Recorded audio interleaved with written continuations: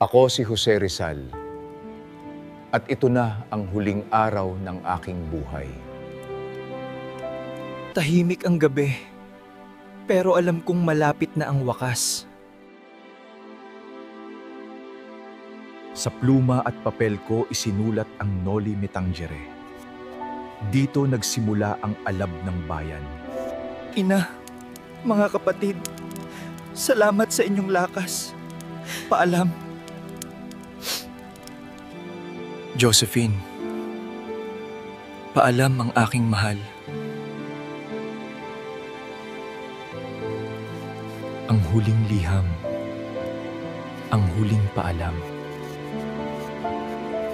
Sa pagdating ng umaga, dumating na rin ang aking wakas. Hindi ako natatakot dahil alam kong hindi ito ang katapusan. Handa na ako. Bayan ko, ito ang aking handog.